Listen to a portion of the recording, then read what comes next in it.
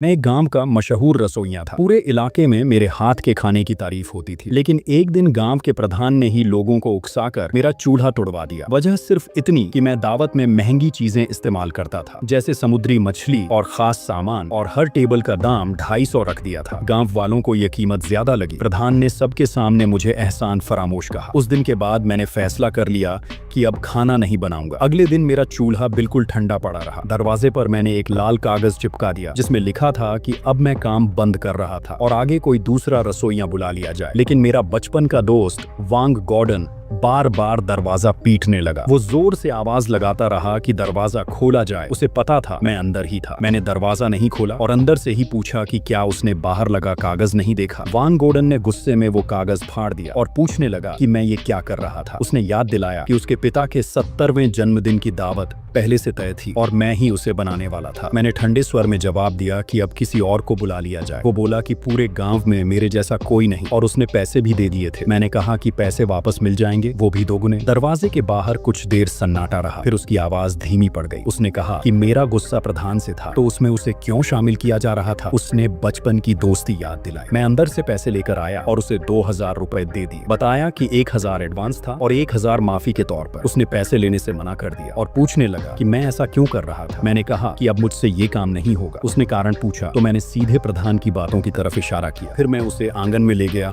और वो सारा सामान दिखाया जो उसके पिता की दावत के लिए जुटाया गया था। महंगी मछली, बढ़िया मांस, देसी मुर्गा और पहाड़ी चीजें, हर चीज बड़ी मेहनत से लाई गई थी। मैंने समझाया कि हर टेबल का सिर्फ 200 लिया जा रहा था, जिसमें 10 तरह के पकवान बनते थे। मेरा मकसद पैसा कमाना नहीं था, बल्कि पुराना रिश्ता निभाना था। लेकिन अब वही रिश्ता टूट चुका था। वांग गॉर्डन चुप खड़ा रहा। उसके चेहरे से साफ पता चल रहा था कि उसे मेरी बात समझ आ गई थी। गांव वाले हमेशा कम पैसे में सबसे अच्छा खाना चाहते थे। मैं भी अपनी मेहनत और पहचान के दम पर कम खर्च में बढ़िया दावत तैयार करता था। लेकिन अब थोड़ा सा दाम बढ़ाने पर मुझे लालची कह दिया गया। मैंने साफ मना कर दिया कि अब उसके घर का काम नहीं करूंगा। उसने आखिरी बार मनाने की कोशिश की, लेकिन मैं अपने फैसले पर अड़ा रहा। आखिर में वो बिना पैसे लिए ही वापस चला गया। मैं दरवाजा बंद करने ही वाला था कि तभी प्रधान की पत्नी झांक चुई हुआ अंदर आ गई। उसने आते ही कहा कि अगले महीने उसके मायके में शादी थी और मुझे ही खाना बनाना पड़ेगा। मैंने सीधे मना कर दिया। वो गुस्से में बोली कि मैं घमंडी हो गया था और उसका पति गाँव के भले के लिए ही ऐसा कर रहा था। मैंने पलट कर पूछा कि क्या बिना पैसे दिए अच्छा खाना खाने की आदत को सही माना जा रहा था। मेरी बात सुनकर वो कुछ पल के लिए चुप पड़ गई। फिर बोली कि मेरे बिना भी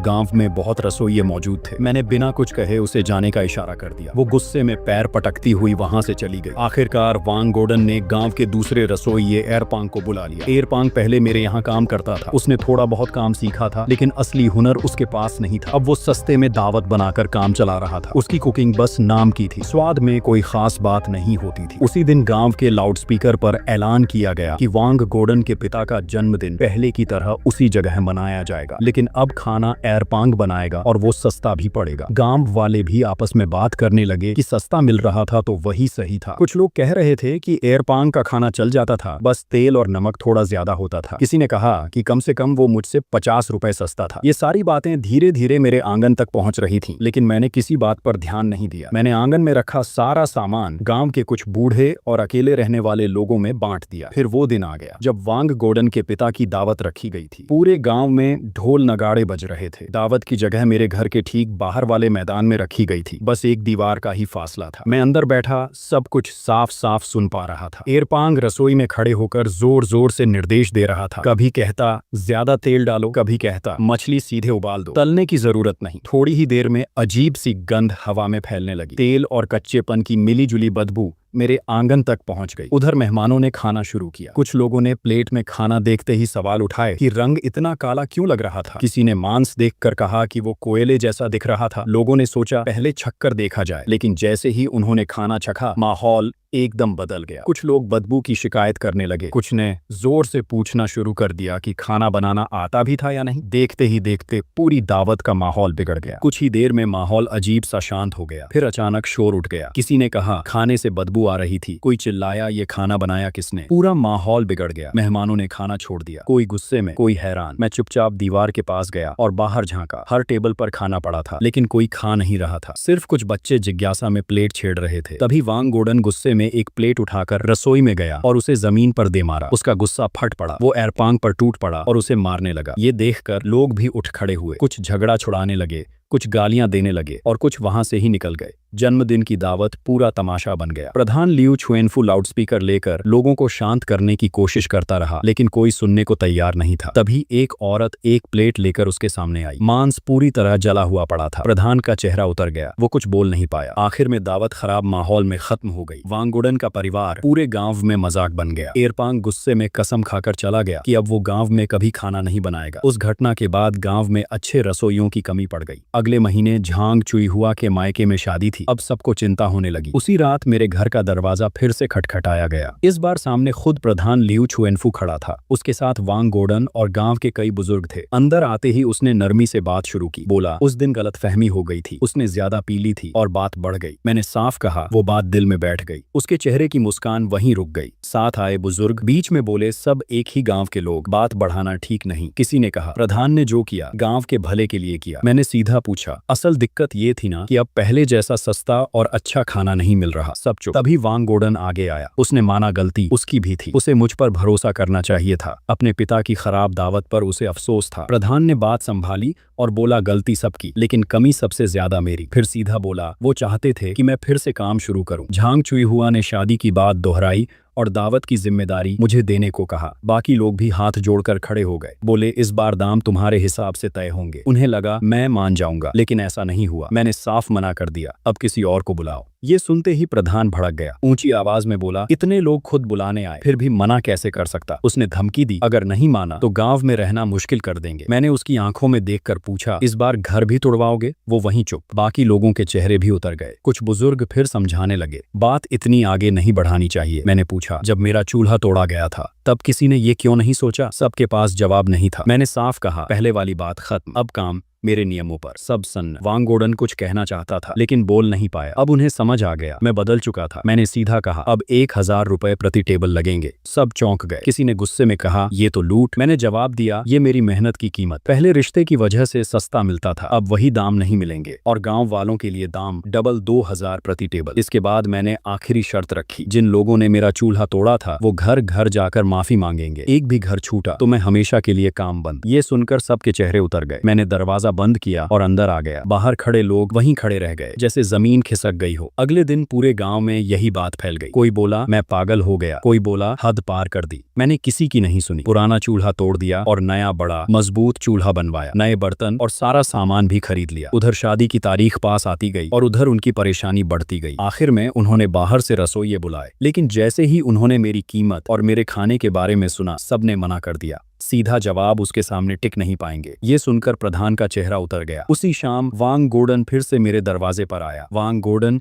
इस बार हाथ में 2 बोतल शराब लेकर आया। काफी देर आंगन में खड़ा रहा, फिर धीरे से बात शुरू की। बोला वो माफी मांगने आया था। इतना कहकर वो सीधे चूल्हे के सामने घुटनों पर बैठ गया और 3 बार सिर झुकाकर माफी मांगी। उसने माना उस दिन गलती उसकी थी। उसे मुझ पर भरोसा करना चाहिए था, दूसरों की बातों में नहीं आना चाहिए था। अपने पिता की खराब दावत पर उसे अफसोस था। उसने साफ कहा, वो सिर्फ माफी मांगने आया था, मनाने नहीं। फिर उसने जेब से 2000 रुपए निकाले और मेरी तरफ बढ़ा दिए। बोला ये नुकसान की भरपाई थी, भले पूरी नहीं थी। मैंने कहा चूल्हा तोड़ने वाला वो नहीं था। उसने सिर झुका लिया। फिर बोला रोक भी नहीं पाया, इसलिए बराबर का जिम्मेदार। फिर उसने एक और बात कही, आगे कोई भी मेरे खिलाफ बोलेगा तो सबसे पहले वो सामने खड़ा होगा। पैसे और शराब वहीं रखकर वो बिना कुछ बोले चला गया। उसके जाते ही थोड़ी देर बाद कुछ और लोग आए। ये वही युवक थे जिन्होंने चूल्हा तोड़ा था। सब सिर झुकाकर आए, आंगन में घुटनों पर बैठ गए और माफी मांगने लगे। बोले उस दिन बहक गए थे, बड़ी गलती हो गई। मुझे साफ समझ आ गया, ये माफी दिल से नहीं, मजबूरी में। मैंने पूछा, सबने माफी मांग ली? उन्होंने तुरंत हाँ कहा। मैं अंदर जाने लगा, तभी एक ने हिचकिचाकर पूछा, झांग चुईहुआ की शादी का क्या होगा? मैंने साफ कहा, जिसने हाथ लगाया था सबको आना पड़ेगा। फिर पूछा, प्रधान और उसकी पत्नी कहाँ? उन्होंने कहा, बड़े लोग, सामने आने में शर्म आ रही। मैंने ठंडे स्वर में कहा, शर्म आ रही तो आने की जरूरत नहीं, मैं भी काम नहीं करूंगा। अब उनके पास कोई रास्ता नहीं बचा। आखिर में शादी सादगी से निपटाई गई। सुना पास के कस्बे के छोटे होटल में दावत हुई, जगह कम, खाना साधारण, पूरा माहौल फीका पड़ गया। इस घटना के बाद गांव वालों का नजरिया बदल गया। पहले जो हल्के में लेते थे अब दूरी बनाने लगे, थोड़ा डर भी दिखने लगा। उधर मैंने अपना रास्ता तय कर लिया। मैंने शहर वाले दोस्त को फोन किया जो खाने के काम में था, उसे अपनी प्लान बताया। उसने साफ कहा, ये पहले करना चाहिए था, इतना हुनर गांव में सस्ते में नहीं देना चाहिए। उसने मदद का भरोसा दिया और नए ग्राहक ढूंढने लगा। कुछ दिनों बाद एक काली लग्जरी गाड़ी गांव में आकर रुकी। पूरे गांव में हलचल मच गई। गाड़ी से कुछ लोग उतरे, साफ सुथरे कपड़ों में, उनमें से एक मेरा पहला बड़ा ग्राहक था। वो सीधे मेरे दरवाजे तक आया। उधर प्रधान भी पहुंच गया और उससे बात करने की कोशिश की, लेकिन उसने ध्यान नहीं दिया। उसने सीधे मेरे बारे में पूछा। मैंने दरवाजा खोला और उसे अंदर बुलाया। उसने अपना परिचय दिया और बोला खाने का स्वाद लेने आया था। बाहर खड़े लोग अंदर झांकने की कोशिश करने लगे। मैंने उसे अपना हाथ से लिखा मेन्यू दिया, बताया आज 4 खास डिश बनेंगी। जैसे जैसे मैं नाम बताता गया, उसके चेहरे पर एक्साइटमेंट बढ़ता गया। आखिर में वो मुस्कुराया। आज का दिन खास होने वाला था। मैंने उसे बैठाया और किचन में लग गया। बाहर लोग बेसब्री से इंतजार करने लगे। थोड़ी देर में खुशबू पूरे माहौल में फैल गई। दूर खड़े लोग भी महसूस कर रहे थे, सोच रहे थे ऐसा स्वाद पहले क्यों नहीं मिला। प्रधान चुप खड़ा सब देख रहा था। चेहरा उतर चुका था। करीब 1 घंटे बाद खाना तैयार। मेहमान ने पहला कौर लिया और उसका चेहरा बदल गया। फिर बिना रुके तेजी से खाने लगा। उसके साथ आए लोग भी उसी तरह खाने लगे। कुछ ही देर में सब खत्म। उसने संतुष्टि से सांस ली और मेरी तारीफ की। बोला एक डिश ही अपनी कीमत वसूल कर चुकी। फिर उसने पैसे दिए, 2000 खाने के, 1000 टिप। मैंने पैसे लिए और दरवाजे पर खड़े होकर सबके सामने गिनकर रख दिए। इसके बाद वो लोग खुशी खुशी चले गए। जाते समय बोला अगली बार और लोगों को साथ लाएगा। उस दिन के बाद गांव में मेरी चर्चा और बढ़ गई। कुछ जलने लगे, कुछ हैरान, लेकिन सच्चाई साफ थी। अब काम तेजी से बढ़ने लगा। गांव में धीरे धीरे बातें फैलने लगी। कोई कहता एक बार का खाना आधे साल की कमाई के बराबर पड़ा। कोई बोलता शहर वाले पैसे उड़ा रहे थे। कुछ लोग ताने मारने लगे। मैं गांव वालों को छोड़कर शहर वालों से कमाई कर रहा था। प्रधान लियू छुएनफू कई दिन तक घर से बाहर नहीं निकला। जलन और गुस्से में उसका हाल खराब। मैं गांव में अजनबी जैसा हो गया। रास्ते में कोई बात नहीं करता। दुकान पर जाता तो लोग नजरें चुरा लेते। कुछ लोग तो मेरे घर की दीवार पर मिट्टी फेंकने लगे। मैंने किसी बात पर ध्यान नहीं दिया। उधर मेरे दोस्त ने मेरे काम का वीडियो इंटरनेट पर डाल दिया। वीडियो तेजी से वायरल हो गया। कुछ ही समय में बुकिंग के लिए ढेर सारे मैसेज आने लगे। मेरी दावत 2 महीने पहले से फुल बुक होने लगी। अब गांव वालों की बेचैनी बढ़ गई। प्रधान ने नई चाल चली। एक सुबह मैं पुराने कुएं पर पानी भरने गया। बाल्टी डाली लेकिन पानी नहीं निकला। ऊपर खींचा तो बाल्टी मिट्टी से भरी मिली। समझ आ गया ये जानबूझकर किया गया था। गांव में वही एक अच्छा कुआं था और मैं हमेशा उसी का पानी इस्तेमाल करता। मैं बिना कुछ बोले खाली बाल्टी लेकर वापस आ गया। उसी दोपहर मेरे घर के सामने ड्रिल मशीन वाली गाड़ी आकर रुकी। मजदूरों ने वहीं नया कुआं खोदना शुरू कर दिया। गांव वाले ये देखकर हैरान रह गए। कुछ लोग पूछने लगे कि इसमें कितना खर्च आएगा। तभी प्रधान वहां पहुंच गया और काम रोकने की कोशिश करने लगा। उसने कहा कि ये जमीन पर काम करने की इजाजत नहीं थी, लेकिन मजदूरों ने बताया कि सारे कागज पूरे थे और काम पूरी तरह सही था। प्रधान चुप रह गया। 2 दिन के अंदर मेरे आंगन में नया गहरा कुआं तैयार हो गया। जब उसमें से पानी निकला तो मैंने सबके सामने उसे पिया और कहा कि पानी बेहतरीन था। प्रधान गुस्से में मुझे देखता रह गया। उसकी ये चाल भी नाकाम हो गई, लेकिन उसने हार नहीं मानी। अब उसने दूसरी तरफ से दबाव बनाना शुरू किया। मैं हमेशा गांव के एक आदमी से मांस खरीदता था। जब मैं उसके पास गया तो उसने बहाना बना दिया कि मांस खत्म हो गया था। मैंने देखा कि उसके बाड़े में सूअर मौजूद थे, लेकिन उसने कहा कि वो पहले से बुक थे। मुझे तुरंत समझ आ गया कि उसे दबाव में रखा गया था। मैं बिना कुछ कहे वहां से लौट आया। अगले ही दिन एक ठंडी गाड़ी मेरे घर के बाहर आकर रुकी, जिसमें शहर से बढ़िया मांस लाया गया था। मैंने ड्राइवर से बात करके तय कर लिया कि हर हफ्ते सप्लाई होती रहेगी। इसके बाद मेरा काम और तेजी से बढ़ने लगा। अब मेरे यहाँ आने वाले लोग अमीर और बड़े लोग थे। उनकी गाड़ियां भी महंगी होती थीं। काम बढ़ने लगा तो मुझे मदद की जरूरत पड़ने लगी। मैंने अपने घर के बाहर काम के लिए लोगों की जरूरत का नोटिस लगा दिया। शुरू में कोई आने की हिम्मत नहीं कर पाया। सबको डर था कि प्रधान नाराज हो जाएगा, लेकिन कुछ युवा चुपके से मिलने आने लगे। उनमें से एक वांग गोर्डन का रिश्तेदार वांग शियाओ शुआई था। उसने आकर पूछा कि क्या सच में काम मिल सकता था। मैंने हाँ कहा और बताया कि शुरुआत में 3000 महीने मिलेंगे, बाद में काम के हिसाब से बढ़ेंगे। वो तुरंत तैयार हो गया। इसके अलावा एक लड़की ली जुआन भी काम करने आ गई। धीरे धीरे मेरा छोटा सा किचन टीम बन गया। मैंने उन्हें कभी कम नहीं दिया। खाने पीने की भी पूरी व्यवस्था रखी। दोनों मेहनत से काम करने लगे और इस मौके की कद्र करने लगे। गांव वाले ये सब देखकर जलने लगे, लेकिन खुलकर कुछ नहीं कह पा रहे थे। उधर प्रधान ये सब देखकर और परेशान हो गया। उसने गांव के कुछ लोगों को इकट्ठा करके मीटिंग बुलाई। उसने कहा कि मुझे ऐसे बढ़ने नहीं देना चाहिए, नहीं तो गांव में फूट पड़ जाएगी। लोगों ने भी उसका साथ दिया। काफी सोचने के बाद उन्होंने एक नई चाल चली। गांव में सड़क बनाने का काम शुरू होने वाला था। प्रधान ने नक्शा बनाते समय जानबूझकर मेरे घर तक आने वाला रास्ता छोड़ दिया। इतना ही नहीं, उसने बहाना बनाकर मेरे घर के सामने वाले रास्ते पर मिट्टी, पत्थर और ईंटें डाल दी। अब हाल ये हो गया कि कोई गाड़ी मेरे घर तक नहीं आ सकती थी। लोग कहने लगे कि अब बड़े ग्राहक कैसे आएंगे। प्रधान को लगा कि इस बार उसने सही जगह वार किया था, लेकिन मैं ये सब देखकर भी शांत रहा। मैंने गुस्सा करने के बजाय मुस्कुराकर फोन उठाया और अपने उस बड़े ग्राहक को कॉल किया। मैंने उसे सारी बात बताई और मदद मांगी। उसने बिना देर किए कहा कि वो इस समस्या को संभाल लेगा। फोन रखने के बाद मुझे पूरा भरोसा हो गया। उधर प्रधान रोज रास्ते के पास बैठकर काम की निगरानी करता रहता था। जब उसने देखा कि कई दिनों तक कोई ग्राहक नहीं आया तो वो और ज्यादा खुश होने लगा। वो मुझे देखकर ताने मारने लगा कि अब कोई रास्ता नहीं बचा था, लेकिन मैं चुपचाप अपना काम करता रहा। मैंने साफ तय कर लिया था कि झुकना नहीं है। कुछ दिन ऐसे ही निकल गए। बाहर से कोई ग्राहक नहीं आ पा रहा था, लेकिन मैंने घबराने के बजाय दूसरा तरीका सोच लिया। एक दिन मैंने सबको इकट्ठा करके बताया कि अब यहाँ बैठकर खाना नहीं कराया जाएगा, अब से खाना बनाकर बाहर भेजा जाएगा। मैंने अपने पुराने वीडियो निकाले जो मेरे दोस्त ने बनाए थे। उनमें कई लोग पूछ रहे थे कि खाना कैसे मंगाया जाए। उसी दिन मैंने फैसला कर लिया कि अब प्री पैक खाना तैयार करके पार्सल किया जाएगा। मैंने तुरंत एक कंपनी से बात की और पैकिंग का सामान मंगवा लिया। आंगन में ही अलग जगह बनाकर पैकिंग शुरू कर दी। मैं खुद खड़े होकर वांग शियाओशुआई और ली जुआन को सिखाने लगा कि खाना कैसे पैक करना था। हर डिश को ठीक से पैक किया जाता, उस पर नाम और इस्तेमाल का तरीका लिखा जाता। पहली खेप तैयार होते ही मैंने उसकी फोटो लेकर उस बड़े ग्राहक को भेज दी। आधे घंटे में ही जवाब आ गया। उसने तुरंत 20 पैक ऑर्डर कर दिए और कहा कि ये अपने स्टाफ में बांटे जाएंगे। अगले दिन मैंने पार्सल भेज दिया। इसके बाद काम तेजी से बढ़ने लगा। वो ग्राहक अपने दोस्तों को बताने लगा, उसके दोस्त आगे और लोगों को बताने लगे। कुछ ही दिनों में ऑर्डर इतने बढ़ गए कि संभालना मुश्किल हो गया। उधर प्रधान दूर खड़ा ये सब देखता रहता था। उसके चेहरे से साफ दिख रहा था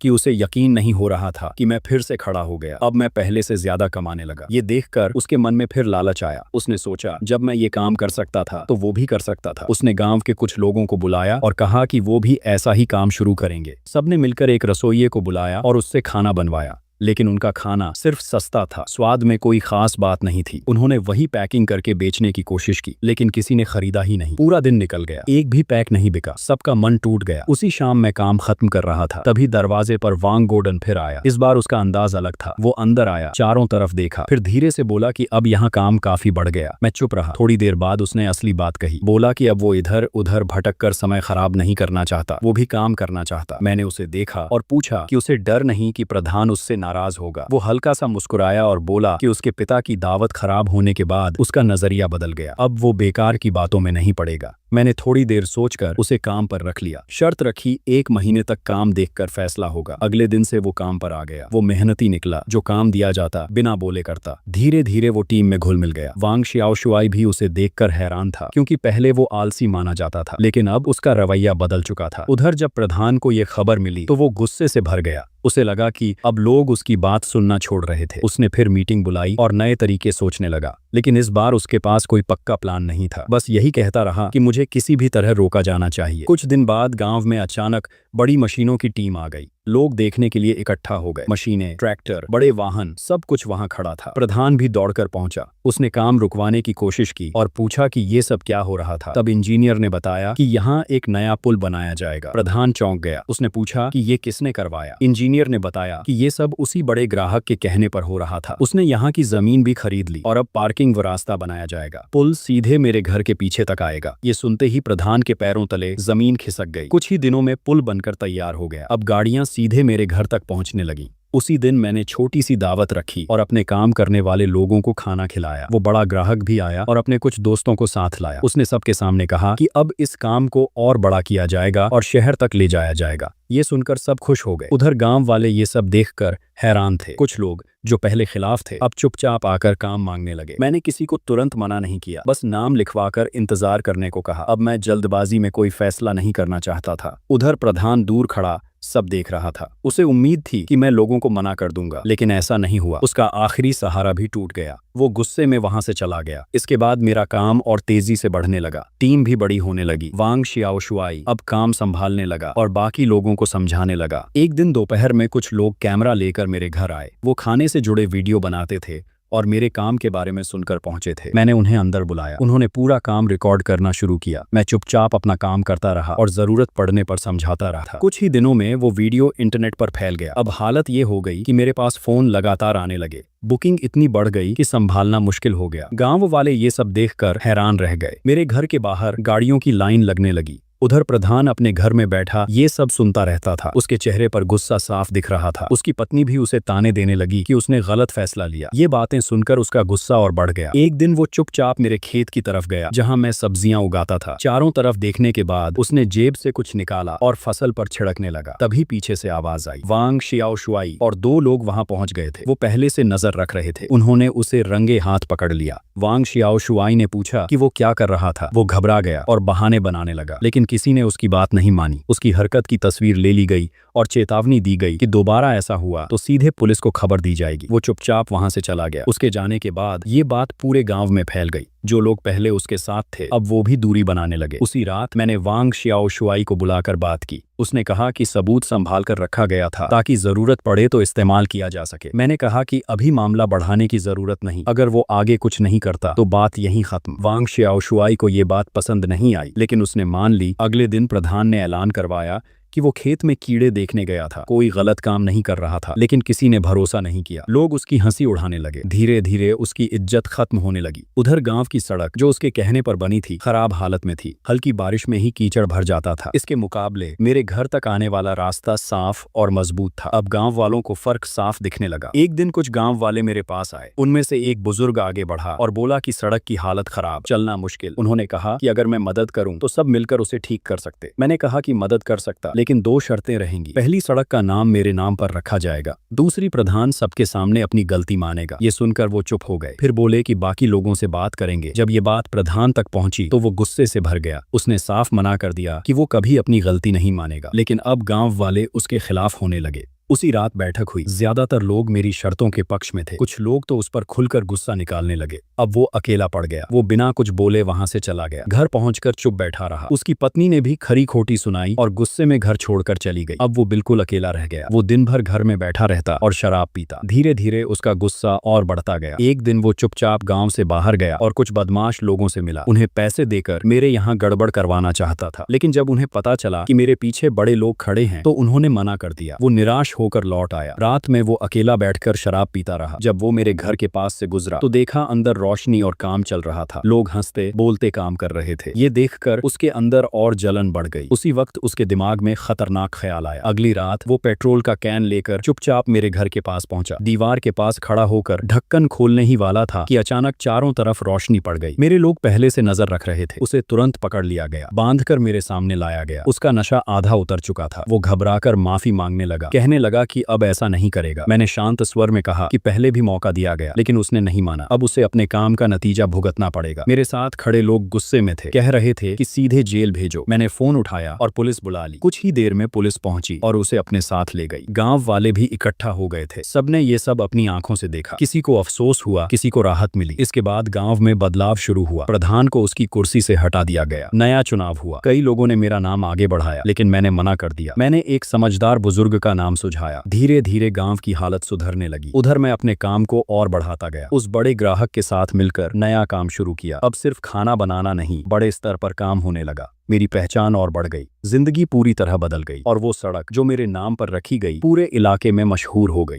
गांव का नाम भी दूर तक पहुंच गया। लोग कहने लगे कि यहाँ सिर्फ खाना नहीं, इज्जत भी मिलती। और इस तरह एक छोटे से गांव का रसोइया अपनी मेहनत से आगे बढ़ता गया। अगर कहानी अच्छी लगी तो सब्सक्राइब कर देना दोस्तों।